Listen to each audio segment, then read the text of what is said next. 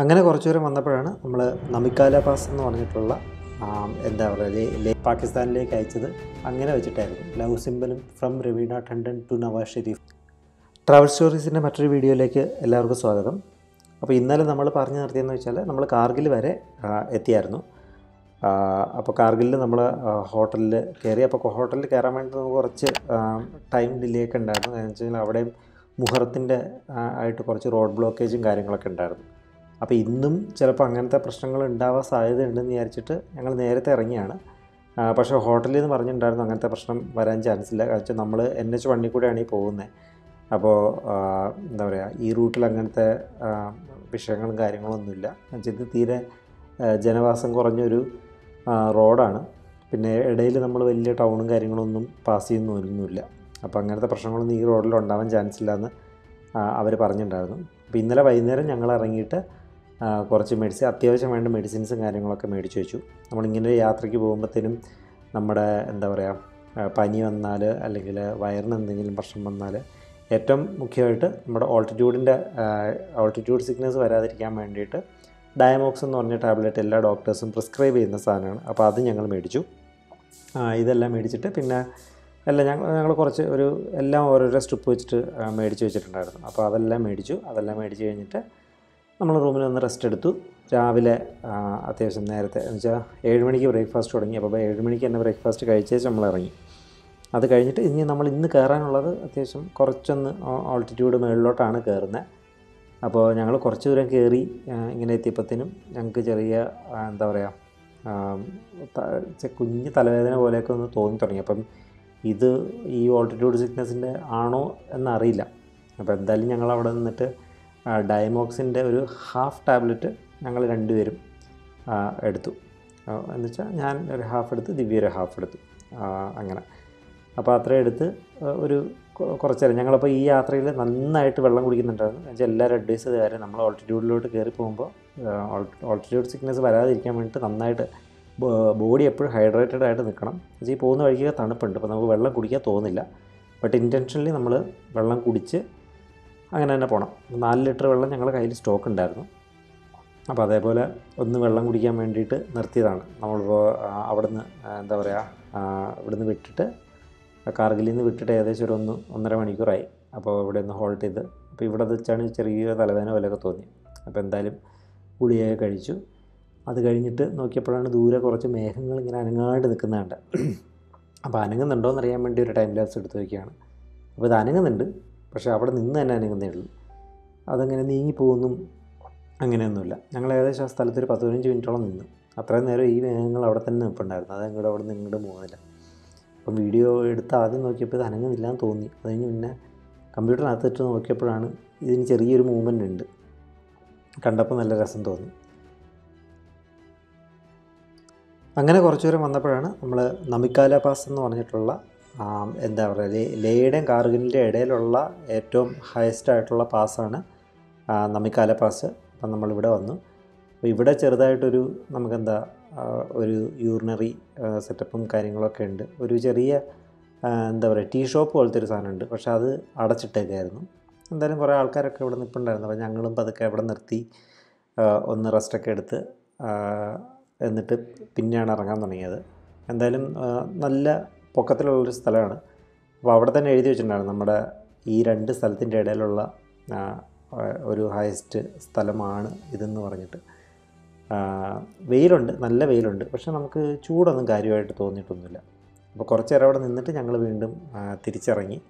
അപ്പോൾ നമ്മളീ പോകുന്ന വഴിക്ക് നമിക്കാല പാസ് കഴിഞ്ഞിട്ട് കുഞ്ഞൊരു ചെറിയ വില്ലേജ് പോലത്തെ സാധനങ്ങളൊക്കെ ഉണ്ട്. വലിയ എന്താ പറയുക, ഭയങ്കര എസ്റ്റാബ്ലിഷ്ഡ് ആയിട്ടുള്ള സ്ഥലങ്ങളൊന്നും ഇല്ല ഇവിടെ. ഇങ്ങനത്തെ കുഞ്ഞു കുഞ്ഞു സ്ഥലങ്ങളേ ഉള്ളൂ. അപ്പോൾ ഈ എന്താ പറയുക, ഈ മലകളിലൊന്നും വലുതായിട്ട് ചെടികളൊന്നും കാണുന്നില്ല. അപ്പോൾ ഇത് നേരത്തെ നമ്മൾ പറഞ്ഞ പോലെ തന്നെ മഞ്ഞ് സമയമാകുമ്പോൾ ഇവിടെ നന്നായിട്ട് മഞ്ഞ് മൂടും. അത് കഴിഞ്ഞ് കഴിഞ്ഞാൽ നന്നായിട്ട് എന്താ പറയുക, ഇതേപോലെ തെളിഞ്ഞ് കിടക്കും. ഇങ്ങനത്തെ സ്ഥലമാണ് ഇവിടെയൊക്കെ. ചില സ്ഥലത്ത് ഇനി കുറച്ചുകൂടെ അങ്ങോട്ട് ചെല്ലുമ്പോൾ നമുക്ക് തൊപ്പി വെച്ച പോലെ മഞ്ഞൊക്കെ കുറേശ്ശെ കാണാൻ പറ്റും. പക്ഷേ ഇവിടെ നിന്നൊന്നും കണ്ടു തുടങ്ങിയിട്ടില്ല. ഞങ്ങളെന്തായാലും ഞങ്ങളുടെ യാത്ര തുടർന്നു ഇവിടെ നിന്ന്.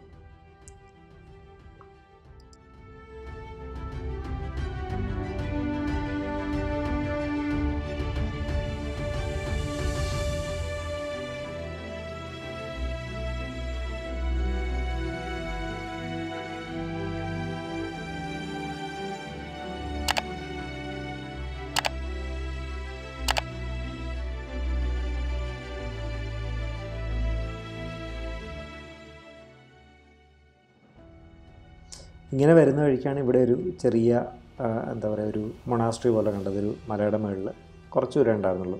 ഞങ്ങൾ ജസ്റ്റ് അവിടെ കയറി. അവിടെ ഒരു റെസ്റ്റോറൻറ്റ് ഉണ്ടായിരുന്നു. അപ്പോൾ അവിടെ ചെറുതായിട്ടൊന്ന് ഭക്ഷണമൊക്കെ കഴിക്കാൻ വേണ്ടിയിട്ട് നിർത്തി. ഒരു കുഞ്ഞ് വില്ലേജും അതിനോട് ചേർന്നിട്ടുണ്ടായിരുന്നു. വലിയ ദൂരമൊന്നുമില്ല. ആ റോഡിൽ നിന്ന് ജസ്റ്റ് നേരെ കാണുന്നതാണ് റോഡ്. അപ്പോൾ അവിടെ നിന്ന് ജസ്റ്റ് ഇങ്ങോട്ട് കയറാനുള്ള ഉണ്ടായിരുന്നുള്ളൂ.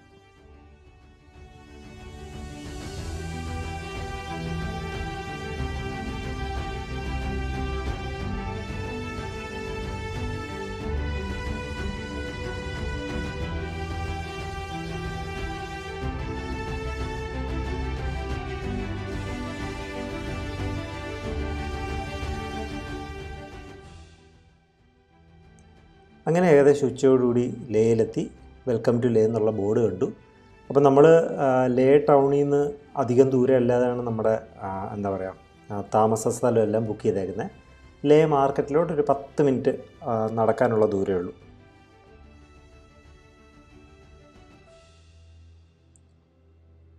ഇന്നലെ ചെന്നതിന് ശേഷം വിശ്രമിച്ചിട്ട് ഇന്നിപ്പോൾ അടുത്ത ദിവസം ഞങ്ങൾ എന്താ പറയുക ലേയിലെ പ്രശസ്തമായ ഹോൾ ഓഫ് ഫെയിം കാണാൻ വേണ്ടിയിട്ട് ഇറങ്ങി. അപ്പോൾ ഹോൾ ഓഫ് ഫെയിം എന്ന് പറഞ്ഞു കഴിഞ്ഞാൽ മുമ്പ് ഇവിടെ നടന്നിട്ടുള്ള യുദ്ധങ്ങളെക്കുറിച്ചും പിന്നെ ലേയുടെ ഹിസ്റ്ററിയെക്കുറിച്ചും ഒക്കെ മെൻഷൻ ചെയ്യുന്ന ഒരു മ്യൂസിയം ആണ്. അപ്പം ഞങ്ങളെന്തായാലും ഇതിനകത്ത് ഒരുപാട് കാണാനുണ്ട്. ഇതിനകത്ത് നമ്മൾ എന്താ പറയുക കാർഗിൽ വാർ മെമ്മോറിയലിൽ കയറിയപ്പോൾ കണ്ടത് നമുക്ക് ചിത്രീകരിക്കാൻ പറ്റാത്ത, അതായത് അവിടെ അത്യാവശ്യം നല്ല രീതിയിൽ റെസ്ട്രിക്ഷനും കാര്യങ്ങളൊക്കെ ഉണ്ടായിരുന്നു. അപ്പോൾ അവിടെ ചിത്രീകരിക്കാൻ പറ്റാത്ത കാര്യങ്ങൾ ഒരുപാട് ഇവിടെ നിന്ന് നമുക്ക് ഷൂട്ട് ചെയ്യാൻ വേണ്ടിയിട്ട് പറ്റിയിട്ടുണ്ടായിരുന്നു. ഇവിടെ നമുക്ക് ഷൂട്ട് ചെയ്യാൻ വേണ്ടിയിട്ട് പ്രത്യേകിച്ച് റെസ്ട്രിക്ഷനും കാര്യങ്ങളൊന്നുമില്ല.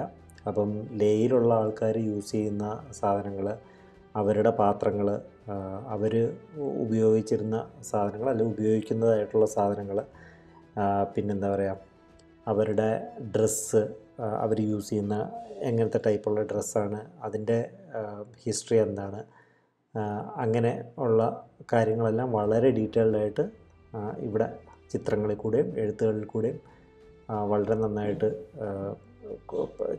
കൊടുത്തിട്ടുണ്ടായിരുന്നു. അതേപോലെ നമ്മുടെ റൈഡേഴ്സിനൊക്കെ ഫോട്ടോസും കാര്യങ്ങളൊക്കെ ഇവിടെ നല്ല രീതിയിൽ തന്നെ അവർ പ്രസൻറ്റ് ചെയ്തിട്ടുണ്ടായിരുന്നു. അത്യാവശ്യം തിരക്കുള്ളൊരു സ്ഥലമായിരുന്നു. ഞങ്ങൾ ഉച്ച കഴിഞ്ഞിട്ടാണ് പോയത്. നല്ല രീതിയിലുള്ള തിരക്കുണ്ടായിരുന്നു. യുദ്ധത്തിൻ്റെ ഒരുപാട് വളരെ ബൃഹത്തായ രീതിയിലുള്ള യുദ്ധത്തിൻ്റെ ഡീറ്റെയിൽസും ചിത്രങ്ങൾ സഹിതം ഇവിടെ കൊടുത്തിട്ടുണ്ടായിരുന്നു. അപ്പോൾ നമുക്കെല്ലാം വളരെ വിശദമായിട്ട് പതുക്കെ നടന്ന് കണ്ട് പോയാൽ മതിയായിരുന്നു. അതേപോലെ നമ്മൾ യുദ്ധം ചെയ്ത സമയത്ത് നമ്മൾ യൂസ് ചെയ്ത ആയുധങ്ങൾ, അവർ യൂസ് ചെയ്ത് അവരുടെ കയ്യിൽ നിന്ന് പിടിച്ചെടുത്ത ആയുധങ്ങൾ, അങ്ങനെ പല വിധങ്ങളായിട്ടുള്ള സാധനങ്ങളൊക്കെ ഇവിടെ ഡിസ്പ്ലേക്ക് വെച്ചിട്ടുണ്ടായിരുന്നു. കാണാൻ വളരെ നമുക്ക് സമയമെടുത്ത്, ഇതിനോടൊക്കെ ഇൻട്രസ്റ്റ് ഉള്ള ആൾക്കാർക്ക് സമയമെടുത്ത് കണ്ട് തീർത്ത് പോകാൻ വേണ്ടിയിട്ടുള്ള തരത്തിലുള്ള രീതിയിലാണ് ഇവിടെ എല്ലാം അറേഞ്ച് ചെയ്ത് വെച്ചിട്ടുണ്ടായിരുന്നത്.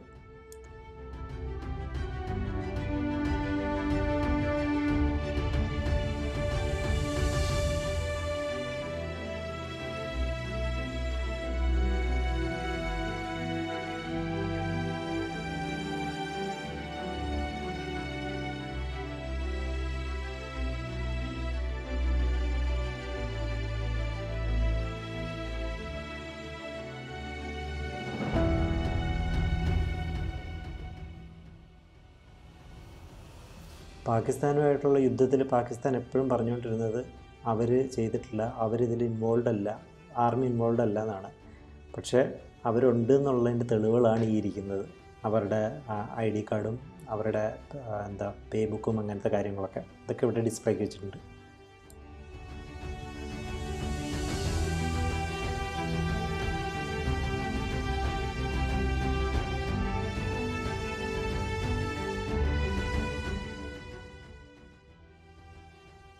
യുദ്ധത്തിൻ്റെ അനവധി ചിത്രങ്ങൾ ഇവിടെ കാണാൻ സാധിക്കും.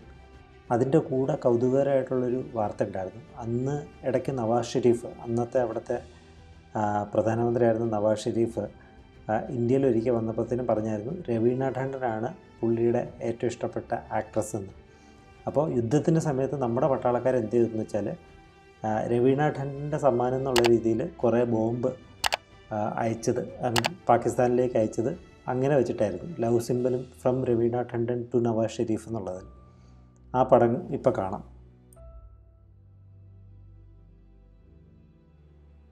അപ്പോൾ ഹോൾ ഓഫ് ഫെയിം കണ്ടു കഴിഞ്ഞിട്ട് നമ്മൾ അടുത്ത് പോയത് ലേയിലെ തന്നെ മറ്റൊരു പ്രശസ്തമായ ടൂറിസ്റ്റ് കേന്ദ്രമായിട്ടുള്ള ശാന്തി സ്തൂപത്തിലേക്കാണ്. അപ്പോൾ ശാന്തി സ്തൂപം എന്ന് പറഞ്ഞാൽ ഒരു ബുദ്ധൻ്റെ എന്താ പറയുക, മൊണാസ്ട്രി അല്ല, പക്ഷേ ബുദ്ധൻ്റെ പ്രതിമ വെച്ചിട്ടുള്ള ഒരു സ്ഥലമാണ്.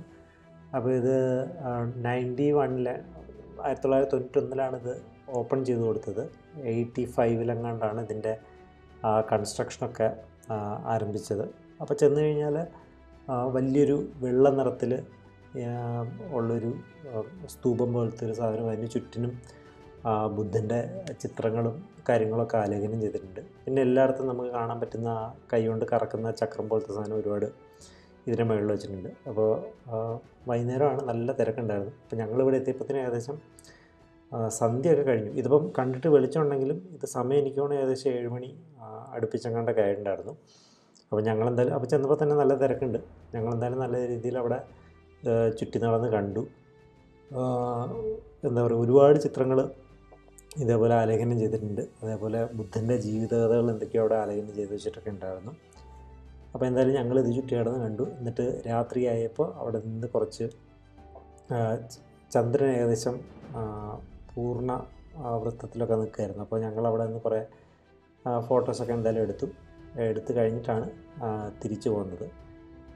ആളൊന്നും ഇല്ലെങ്കിൽ ഭയങ്കര രസമുള്ള കാമൻ ക്വയറ്റായിട്ടുള്ളൊരു സ്ഥലം ആയിരിക്കും ഇവിടെ. പക്ഷേ ഞങ്ങൾ ചെന്നപ്പോൾ തന്നെ നല്ല തിരക്കുണ്ടായിരുന്നു, അത്യാവശ്യം നല്ല രീതിയിൽ തന്നെ തിരക്കുണ്ടായിരുന്നു. പക്ഷേ അതും വലിയ വിഷയം ഉണ്ടായില്ല, നമുക്ക് നല്ല രീതിയിൽ ആസ്വദിക്കാൻ പറ്റി. അത് കഴിഞ്ഞ് അന്ന് രാത്രി വന്നതിന് ശേഷം ഞങ്ങൾ ലേ മാർക്കറ്റിലേക്ക് പോയി. അപ്പോൾ ലേയിൽ വന്നു കഴിഞ്ഞാൽ എല്ലാവരും എപ്പോഴും കാണണം എന്ന് പറഞ്ഞ സ്ഥലമാണ് ലേ മാർക്കറ്റ്. അപ്പോൾ ഇതെന്തായാലും ഞങ്ങൾ എത്തിയപ്പോൾ കുറച്ച് ലേറ്റായി പോയി. ശാന്തി സ്തൂപം കയറി തിരിച്ച് ഹോട്ടലിൽ വന്ന് ഫുഡും കഴിച്ച് കഴിഞ്ഞിട്ടാണ് ലേ മാർക്കറ്റിലേക്ക് പോയത്. അപ്പോൾ മെയിൻ കാര്യം എന്ന് വെച്ച് കഴിഞ്ഞാൽ നാളെയും കൂടെ ഞങ്ങൾ ഇവിടെ ഉണ്ട്. അത് കഴിഞ്ഞ് കഴിഞ്ഞാൽ മറ്റന്നാൾ ഞങ്ങൾക്ക് ഇവിടേക്ക് പോകണം, എന്താ പറയുക, ന്യൂബ്ര വാലിയിലേക്ക് പോകണം. അപ്പോൾ ചില സ്ഥലത്തൊക്കെ പെട്രോളിന് ലഭ്യത കുറവായതുകൊണ്ട് നമുക്ക് കന്നാസൊക്കെ മേടിക്കാനുണ്ട്. അപ്പോൾ അതൊക്കെ കൂടെ നോക്കിയിട്ടാണ് ഇങ്ങോട്ട് വന്നത്. പക്ഷേ ആ കടയൊക്കെ അടച്ചു പോയിട്ടുണ്ടായിരുന്നു. അതപ്പോൾ ഇനി നാളെ മേടിക്കാമെന്ന് വിചാരിച്ചു. പക്ഷേ ഞങ്ങളെന്തായാലും മാർക്കറ്റൊക്കെ ചുറ്റി നടന്ന് കണ്ടു. കുറച്ച് നേരം നടന്ന് കാണാൻ വേണ്ടിയിട്ടുള്ള സെറ്റപ്പ് ഉണ്ട്. ഇതിനകത്തേക്ക് നമുക്ക് വണ്ടിയൊന്നും കൊണ്ട് വരാൻ പറ്റില്ല. കാരണം ചിലപ്പോൾ ഇതിൻ്റെ എൻട്രൻസ്, നമ്മൾ കയറിയ സൈഡിലുള്ള എൻട്രൻസിൽ അവിടെ ആക്ച്വലി സ്റ്റെപ്പാണ് വെച്ചേക്കുന്നത്. ഈ ഫുട്പാത്ത് കഴിഞ്ഞ് കഴിഞ്ഞാൽ നമ്മൾ ഈ ഇറങ്ങുന്ന വഴിയിലോട്ട് ഇറങ്ങാൻ സ്റ്റെപ്പാണല്ലോ. അപ്പോൾ അതിലെ കൂടെ വണ്ടിയൊന്നും ഇറക്കാൻ പറ്റില്ല. നമുക്ക് വണ്ടിയുടെ ഒന്നും പേടിയില്ലാണ്ട് ഇതിലെ കൂടെ നടക്കാം. ഇനി നടന്ന് ക്ഷീണിക്കുകയാണെങ്കിൽ അവിടെ ഇരിക്കാൻ വേണ്ടിയിട്ട് കസേരകളുണ്ട്. ഇതേപോലെ സിമൻറ്റ് കൊണ്ട് ഉണ്ടാക്കി വെച്ചേക്കുന്ന സ്ട്രക്ചേഴ്സ് ഉണ്ട്. അപ്പോൾ ഇതിലൊക്കെ നമുക്ക് ഇരിക്കാം, ഇല്ലെന്നുണ്ടെങ്കിൽ നടന്ന് കാണാം. രാത്രിയിൽ ഇത് ഫുള്ളും ഈ കാണുന്ന പോലെ ലൈറ്റപ്പ് ചെയ്ത് നല്ല സുന്ദരമായിട്ടാണ് വെച്ചിരുന്നത്. അപ്പോൾ ഞങ്ങളെന്തായാലും ഇവിടെ വന്നിട്ട് എന്താ പറയുക, കുറച്ച് ആപ്പിളും ആപ്രിക്കോട്ടും ഒക്കെ മേടിച്ചുകൊണ്ട് പോയി ഇടയ്ക്ക് കഴിക്കാനും ഒക്കെ ആയിട്ട്. അപ്പോൾ അത് കണ്ടിട്ട് എന്താ പറയുക, വിഷം അടിച്ചായിട്ടുള്ളതൊന്നും തോന്നിയില്ല. നമ്മളിവിടെ നാട്ടിൽ മേടിക്കുന്ന കുഞ്ഞ് ചെറിയ സൈസിലുള്ള ആപ്പിളായിരുന്നു അവിടെ കിട്ടിയിരുന്നത്. ആപ്രിക്കോട്ട് എനിക്ക് തോന്നുന്നില്ല, നാട്ടിലധികം കണ്ടിട്ടില്ല. അപ്പോൾ ഇവിടെ അതുണ്ടായിരുന്നു, അപ്പോൾ അതും മേടിച്ചു. എന്തായാലും അതൊക്കെ മേടിച്ച് കുറേ നേരം ഇതിലെ കൂടെ നടന്നേച്ച് പിന്നെ ഞങ്ങൾ നടന്നപ്പോഴത്തേക്കും കുറച്ചുകൂടെ നമ്മൾ ക്ഷീണിച്ചു. കാരണം ഇന്നലെ വന്നപ്പോഴത്തേക്കും ഞങ്ങൾക്ക് തീരെ നടക്കാൻ വയ്യാത്ത അവസ്ഥയൊക്കെയായിരുന്നു. വെളിയിലിറങ്ങി ഇച്ചിരി നേരം ഭയങ്കരമായിട്ട് നമ്മൾ കിതയ്ക്കും, അങ്ങനത്തെ ഒക്കെ പ്രശ്നങ്ങളുണ്ടായിരുന്നു. പക്ഷേ ഇന്നായപ്പോൾ അത് കുറഞ്ഞു. നമ്മുടെ ശരീരം അതുമായിട്ട് ഏകദേശം യൂസ്ഡ് ആയി. എന്നാലും കുറേ ദൂരം ഇതിലെ കൂടെ നടന്നു കഴിഞ്ഞപ്പോഴത്തേക്കും ക്ഷീണിച്ചു. വേറെ കയറ്റിറക്കങ്ങളൊന്നുമില്ല. നമ്മൾ എന്താ പറയുക, ഹോട്ടലിൽ നിന്ന് ഇങ്ങോട്ട് വരുന്ന വഴിക്കൊരു ചെറിയ കയറ്റമുണ്ട്, അല്ലാതെ ഈ മാർക്കറ്റിനകത്ത് വേറെ കയറ്റം ഇറക്കമൊന്നുമില്ല. ഇതിങ്ങനെ നേരെ കിടക്കുന്നൊരു സ്ഥലമാണ്. അങ്ങനെ കുറേ സ്ഥലമുണ്ട്. അപ്പോൾ ഇതെല്ലാം കൂടെ കഴിഞ്ഞതിന് ശേഷം പിന്നെ ഞങ്ങൾ രാത്രി തിരിച്ചങ്ങ് പോയി റൂമിലേക്ക്. അപ്പോൾ ഇന്നത്തെ വീഡിയോ നമ്മൾ ഇവിടുന്ന് വൈൻഡപ്പ് ചെയ്യുകയാണ്. ഞങ്ങളിവിടെ നിന്ന് എന്തെങ്കിലും പർച്ചേസ് ഒന്നും ചെയ്യില്ല. അപ്പോൾ നമുക്കിവിടെ ഇത് വൈൻഡപ്പ് ചെയ്യാം. എല്ലാവർക്കും ഇഷ്ടമായെന്ന് വിശ്വസിക്കുന്നു. ഇഷ്ടമായെങ്കിൽ ലൈക്ക് ചെയ്യുക, ഷെയർ ചെയ്യുക, സബ്സ്ക്രൈബ് ചെയ്യുക. Thank you all. അപ്പോൾ എല്ലാവരെയും മറ്റൊരു വീഡിയോയിലൂടെ അടുത്ത് വീണ്ടും കാണാം.